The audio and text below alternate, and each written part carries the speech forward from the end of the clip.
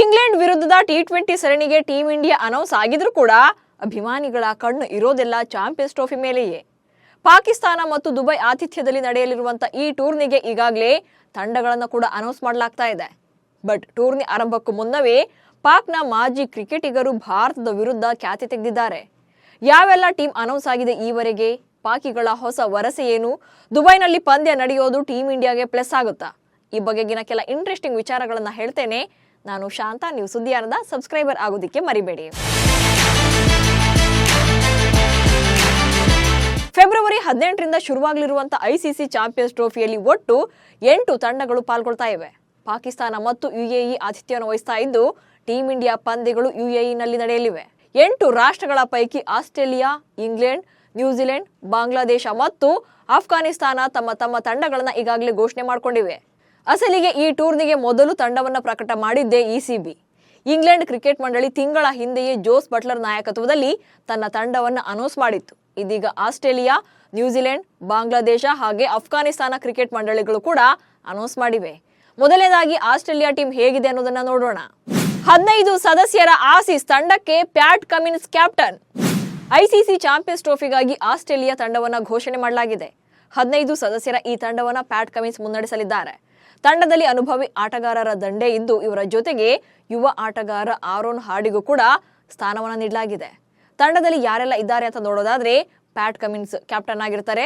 Alex Carey, Nathan Ellis, Aaron Hardie ಹಾಗೆ Josh Hazlewood, Travis Head, Josh Inglis, Marnus Labuschagne, Mitchell Marsh, Glenn Maxwell, Matthew Short, Steve Smith, Mitchell Starc, Marcus Stoinis, Adam Zampa select ಆಗಿದ್ದಾರೆ. Jos Buttler ಕ್ಯಾಪ್ಟನ್ಸಿಯಲ್ಲಿ England ತಂಡ. ಇನ್ನು England ತಂಡ ಕೂಡ 15 ಸದಸ್ಯರ ತಂಡವನ್ನು ಪ್ರಕಟ ಮಾಡಿದೆ. ಇದರಲ್ಲಿ ಜೋಸ್ ಬಟ್ಲರ್ ಅವರು ಕ್ಯಾಪ್ಟನ್ ಆಗಿರ್ತಾರೆ. ಇನ್ನು ತಂಡದಲ್ಲಿ ಯುವ ಆಟಗಾರನಾಗಿ ಜೇಕಬ್ ಬೆಥೆಲ್ ಕಾಣಿಸಿಕೊಂಡ್ರೆ ಅನುಭವಿ ದಾಂಡಿಗನಾಗಿ ಜೋ ರೂಟ್ ಕೂಡ ಸ್ಥಾನವನ್ನು ಪಡ್ಕೊಂಡಿದ್ದಾರೆ. ಸೊ ಫೈನಲ್ ಆಗಿ ಯಾವೆಲ್ಲ ಟೀಮ್ನಲ್ಲಿ ಯಾರೆಲ್ಲ ಇದ್ದಾರೆ ಅಂತ ನೋಡೋದಾದ್ರೆ ಜೋಸ್ ಬಟ್ಲರ್ ಕ್ಯಾಪ್ಟನ್ ಆಗಿರ್ತಾರೆ. Jofra Archer, Gus Atkinson, Jacob Bethell, Harry Brook, Brydon Carse, Ben Duckett, Jamie Overton, Jamie Smith, Liam Livingstone, Adil Rashid, Joe Root, Saqib Mahmood, Phil Salt, Mark Wood ಸ್ಥಾನವನ್ನು ಪಡ್ಕೊಂಡಿದ್ದಾರೆ. ನ್ಯೂಜಿಲೆಂಡ್ ತಂಡಕ್ಕೆ ಮಿಚೆಲ್ ಸ್ಯಾಂಟ್ನರ್ ನಾಯಕ. ಇನ್ನು ನ್ಯೂಜಿಲೆಂಡ್ ಕೂಡ ಚಾಂಪಿಯನ್ಸ್ ಟ್ರೋಫಿಗೆ ಈಗಾಗಲೇ team ಅನ್ನು announce ಮಾಡಿದೆ. ಮಿಚೆಲ್ ಸ್ಯಾಂಟ್ನರ್ ನಾಯಕನಾಗಿ ಲೀಡ್ ಮಾಡ್ತಾರೆ. ಹಾಗೆ Devon Conway, Tom Latham wicket keeper ಆಗಿರ್ತಾರೆ.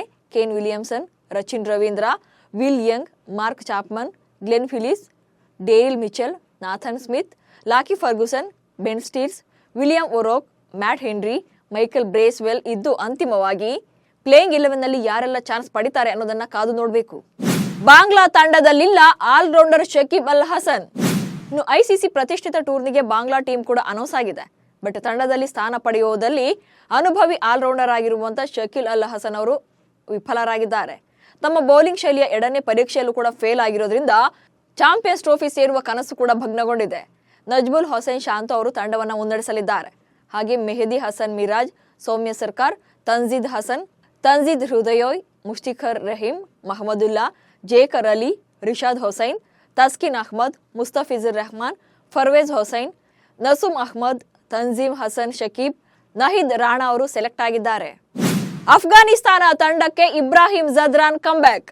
ಇನ್ನು ಅಫ್ಘಾನಿಸ್ತಾನ ಕೂಡ ತಂಡವನ್ನ ಬಿಡುಗಡೆ ಮಾಡಿದ್ದು ಗಾಯದಿಂದ ಚೇತರಿಸಿಕೊಂಡಿರುವಂತಹ ಇಬ್ರಾಹಿಂ ಜದ್ರಾನ್ ಕಮ್ಬ್ಯಾಕ್ ಮಾಡಿದ್ದಾರೆ. ಹಾಗೆ ಸ್ಪಿನ್ನರ್ ಮುಜೀಬ್ ಉರ್ ರಹಿಮಾ ಅವರನ್ನ ತಂಡದಿಂದ ಕೈ ಬಿಡಲಾಗಿದೆ. ಇನ್ನು ಯಾರೆಲ್ಲ ಆಯ್ಕೆಯಾಗಿದ್ದಾರೆ ಅನ್ನೋದನ್ನ ನೋಡೋದಾದ್ರೆ ಕ್ಯಾಪ್ಟನ್ ಹಶ್ಮತುಲ್ಲಾ ಶಾಹಿದಿ, ರಹಮತ್ ಶಾ, ರೆಹಮಾನುಲ್ಲಾ ಗುರ್ಬಾಜ್, ಇಕ್ರಮ್ ಅಲಿಖಿಲ್, ಇಬ್ರಾಹಿಂ ಜದ್ರಾನ್, ಸೇದಿಕುಲ್ಲಾ ಅಟಲ್, ಅಜ್ಮತುಲ್ಲಾ ಒಮರ್ಜಾಯ್, ಮೊಹಮ್ಮದ್ ನಬಿ, ಗುಲ್ಬದಿನ್ ನೈಬ್, ರಶೀದ್ ಖಾನ್, ಎಎಂ ಗಜನ್ಪರ್, ನೂರ್ ಅಹ್ಮದ್, ಫಜಲ್ ಹಕ್ ಫಾರೂಕಿ, ನವೀದ್ ಜದ್ರಾನ್ ಹಾಗೆ ಫರೀನ್ ಅಹ್ಮದ್ ಅವರು ಸ್ಥಾನವನ್ನು ಪಡ್ಕೊಂಡಿದ್ದಾರೆ. ಹೀಗೆ 5 ರಾಷ್ಟ್ರಗಳು ತಮ್ಮ ಟೀಮ್ಗಳನ್ನು ಅನೌನ್ಸ್ ಮಾಡಿದ್ರೆ ಭಾರತ ಇನ್ನೂ ಕೂಡ ಯಾರೆಲ್ಲ ಚಾಂಪಿಯನ್ಸ್ ಟ್ರೋಫಿ ಆಡ್ತಾರೆ ಅನ್ನೋದನ್ನ ರಿಲೀಸ್ ಮಾಡಿಲ್ಲ. 2-3 ದಿನಗಳ ಒಳಗೆ ಬಿಡುಗಡೆ ಮಾಡೋ ಚಾನ್ಸಸ್ ಇದೆ. ಇನ್ನು ಟೂರ್ನಿ ಹೈಬ್ರಿಡ್ ಮಾದರಿಯಲ್ಲಿ ನಡೀತಾ ಇದ್ರು ಕೂಡ ಪಾಕಿಸ್ತಾನದ ಮಾಜಿ ಆಟಗಾರರು ಮಾತ್ರ ಭಾರತದ ವಿಚಾರವಾಗಿ ತಮ್ಮ ಕಿರಿಕನ್ನ ಬಿಡ್ತಾ ಇಲ್ಲ. ದುಬೈನಲ್ಲಿ ಪಂದ್ಯ ನಡೆಸೋದು ಭಾರತಕ್ಕೆ ಪ್ಲಸ್ ಆಗುತ್ತೆ ಅಂತ ಖ್ಯಾತಿ ತೆಗೆದಿದ್ದಾರೆ. ಹೈಬ್ರಿಡ್ ಮಾದರಿ ಟೂರ್ನಿಗೆ ಪಾಕ್ ಕ್ರಿಕೆಟರ್ಸ್ ಖ್ಯಾತಿ. ಚಾಂಪಿಯನ್ಸ್ ಟ್ರೋಫಿ ಶುರುವಾಗೋಕೆ ಇನ್ನೊಂದು ತಿಂಗಳಷ್ಟೇ ಬಾಕಿ ಇದೆ. ಹೈಬ್ರಿಡ್ ಮಾದರಿಯಲ್ಲಿ ಭಾರತ ತಂಡದ ಪಂದ್ಯಗಳು ಒಂದೇ ಮೈದಾನದಲ್ಲಿ ನಡೀತಾ ಇರೋದ್ರಿಂದ ಪಾಕಿಸ್ತಾನದ ಮಾಜಿ ಕ್ರಿಕೆಟಿಗರು ಆಕ್ಷೇಪವನ್ನು ವ್ಯಕ್ತಪಡಿಸಿದ್ದಾರೆ. ಭಾರತ ತಂಡ ಇತರ ತಂಡಗಳಿಗಿಂತ ಹೆಚ್ಚಿನ ಲಾಭವನ್ನು ಪಡೆಯಲಿದೆ ಅಂತ ಪಾಕಿಸ್ತಾನದ ಮಾಜಿ ಬೌಲರ್ ಸಲೀಂ ಅಲ್ತಾಫ್ ಹೇಳಿದ್ದಾರೆ. ಒಟ್ಟು 8 ತಂಡಗಳು ಈ ಟೂರ್ನಿಯಲ್ಲಿದ್ದು ಇಲ್ಲಿ ಟೀಂ ಇಂಡಿಯಾ ಮಾತ್ರ ಒಂದೇ ಮೈದಾನದಲ್ಲಿ ತನ್ನ ಪಂದ್ಯಗಳನ್ನಾಡುತ್ತೆ. ಭಾರತ ತಂಡ ಲೀಗ್ ಹಂತದಲ್ಲಿ ಪಾಕಿಸ್ತಾನ, ನ್ಯೂಜಿಲೆಂಡ್ ಮತ್ತು ಬಾಂಗ್ಲಾದೇಶ ವಿರುದ್ಧ ಪಂದ್ಯಗಳನ್ನಾಡಲಿದೆ. ಇದಕ್ಕಾಗಿ ಪಾಕಿಸ್ತಾನ, ಬಾಂಗ್ಲಾದೇಶ ಮತ್ತು ನ್ಯೂಜಿಲೆಂಡ್ ತಂಡಗಳು ದುಬೈಗೆ ಹೋಗಬೇಕಾಗುತ್ತೆ. ಆದರೆ ಟೀಂ ಇಂಡಿಯಾಗೆ ಯಾವುದೇ ಪ್ರಯಾಣದ ಚಿಂತೆ ಇರಲ್ಲ. ಎಲ್ಲಾ ಪಂದ್ಯಗಳನ್ನು ಅಲ್ಲೇ ಆಡೋದ್ರಿಂದ ಯಾವುದೇ ಸಮಸ್ಯೆ ಎದುರಾಗೋದಿಲ್ಲ. ಇದು ಭಾರತಕ್ಕೆ ಪ್ಲಸ್ ಆಗಲಿದ್ದು ಹೈಬ್ರಿಡ್ ಮಾದರಿ ಬೇಡವಾಗಿತ್ತು ಅಂತ ಅಸಮಾಧಾನವನ್ನು ವ್ಯಕ್ತಪಡಿಸಿದ್ದಾರೆ. ಒಟ್ನಲ್ಲಿ ಚಾಂಪಿಯನ್ಸ್ ಟ್ರೋಫಿಗೆ ಟೀಮ್ಗಳು ಅನೌನ್ಸ್ ಆಗಿದ್ರು ಕೂಡ ಪಾಕಿಸ್ತಾನದ ವರಸೆ ಮಾತ್ರ ಇನ್ನೂ ಬದಲಾಗಿಲ್ಲ. ನಮಸ್ಕಾರ.